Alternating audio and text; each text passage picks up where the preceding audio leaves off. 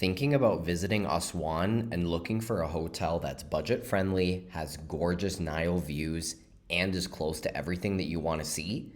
In this video, I'm going to take you inside the Basma Hotel in Aswan, Egypt. I'll show you how to book the hotel online, what the rooms look like, what to expect with the hotel's breakfast, the location of the Basma and what's nearby, plus all of the pros and cons you should know before you choose to stay at this mid-range hotel in Aswan. Let's dive in and check out the Basma Hotel.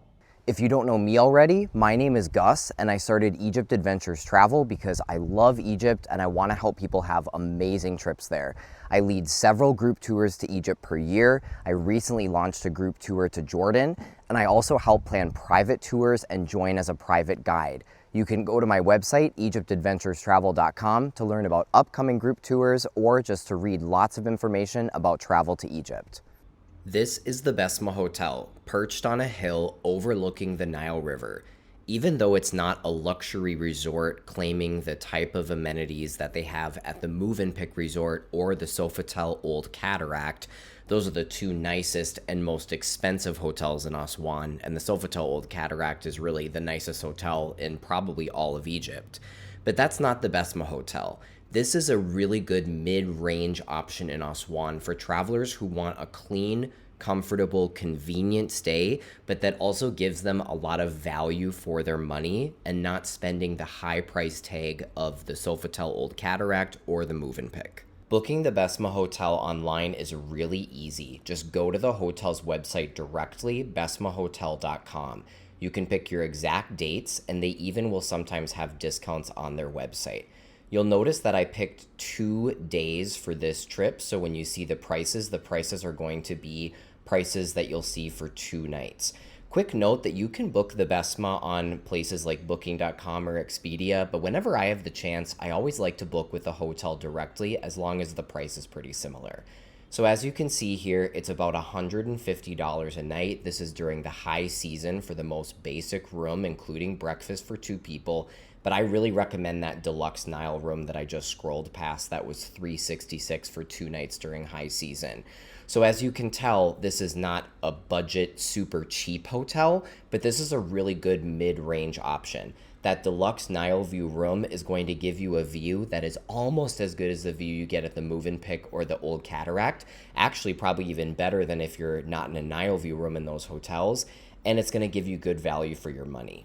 Let me show you now the inside of the Deluxe Nile View room that I booked.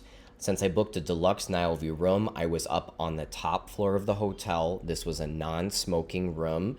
They have a wardrobe with a safe and all of the normal amenities that you would expect at a mid-range hotel. Lots of space to store things. This room would have been really comfortable for 2 people to stay in. The bathroom was basic but had everything that we needed, like a sink and a shower, lots of towels, a lot of different toiletries, and everything in the Basma Hotel was clean and was functioning, which if you've stayed at hotels in Egypt, you know that that is not always the case, especially when you're looking at mid-range or budget-friendly properties. What you're seeing in this bathroom may not excite you and give you the same vibes that you'd get staying at the Old Cataract, for example, but that's why the Basma is a good mid-range hotel where you get good value for your money. Going back out to the hotel room from the bathroom, there was a little coffee and tea area where they also provided 2 complimentary bottles of water, and this gives you a view of the rest of the hotel room. I used the Wi-Fi during my stay, and I found that the Wi-Fi worked just fine. Sometimes Wi-Fi can be a bit spotty at hotels in Egypt, but I didn't have any issues. I wish there had been a few more outlets, but the bed was comfortable and I was able to move around the desks that I could work on my laptop and plug in and charge my phone right by the bed since there was an outlet right there. Now, the most important part about this room, of course, is that gorgeous Nile view. So this is the pool area down below on the ground level, and then that is the view out on the Nile. Since the Basma is perched up high on a hill, there's the Old Cataract to the right.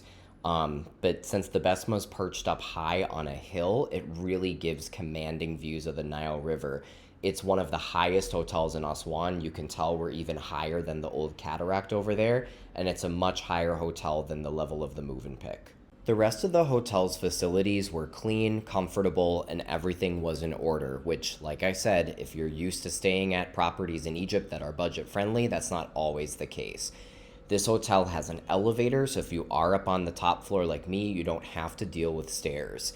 And there are a few different communal areas that you can lounge and hang out in. This is an area that's right off of the main lobby. There is a bar that serves alcoholic beverages, so you can get a beverage and you can sit and hang out here. And then through these double doors is the pool area and the views of the Nile River that you saw from up on my balcony. I was staying at the Basma Hotel in June, which is low season. There are not that many tourists in Egypt in June, and if there are, they usually don't go to Aswan because it is really, really hot in Aswan in the summer months. So you'll notice out here at the pool, it looks like it's a beautiful day, but there aren't any tourists in sight. When I was at the Basma Hotel in June, there probably were only a couple of dozen people that I saw. Here you'll notice that they have a couple of little shops and convenience stores by the pool area. I usually don't buy things from these places because I find them to be often overpriced, but it's nice for the convenience factor that it's right here.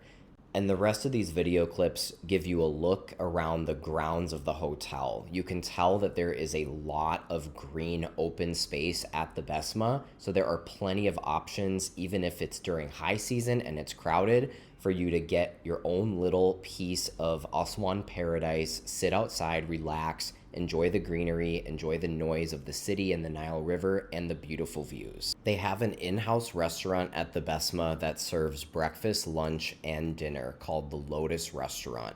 In general, I don't recommend eating here for lunch or dinner because there are other really good options to go off campus, and it's also really fun if you are able to go to the old cataract and try to eat a meal there just to have the experience of being in Egypt's most historic hotel property. But if you find yourself during lunch or dinner and you are at the Basma Hotel and you want to just have a bite to eat here, they have that restaurant on site, which is a great option. The restaurant has lots of different indoor and outdoor seating areas as well, so you can continue to enjoy those views of the Nile River while you have breakfast, lunch, or dinner. In addition to the Lotus restaurant, they have this terrace that looks out over the Nile River to give another option to sit down and have a coffee, a tea, a juice, and especially during high season when there are a lot of guests at this hotel, I'm guessing that having all these different places to sit and spread out is a great option. For convenience, the Basma, like most hotels in Egypt, has ATMs inside. I know that the Credit Agricole ATMs usually charge a fee of about $2 or $3 on each transaction, just something to note. I'm not sure about the ATM on the left, I haven't used it before, but it's just nice to have the convenience of getting money out right in your hotel. Here's one more common area to show before talking about the hotel breakfast I had the next morning. They have a pool table and a small bar area up on the second floor, kind of a mezzanine level. So this level overlooks the ground floor lounge that I showed you below. And that also has a bar down there. So there's a bar down on that bottom floor and a bar up on this kind of second level mezzanine level. Breakfast was keeping with the theme of the Basma Hotel being a good mid-range option. They had an open buffet with a lot of different choices, and everything that I had was good, even if it wasn't up to the caliber of the breakfast at a fancier hotel like the Movenpick or the Old Cataract. They had a selection of cold cuts, cheeses, different yogurts, they had fruit, they had pastries, they had some different Egyptian breakfast items like cheese and yogurt and fool, stewed fava beans, which I always love having for breakfast, along with all of the little accoutrements for the fool like tahini, like olive oil, spices, and all of that. They had some warm, fresh croissants. They had cold cereal. They had an espresso machine that was okay and gave me my morning latte that I needed. And then, of course, a variety of different hot foods.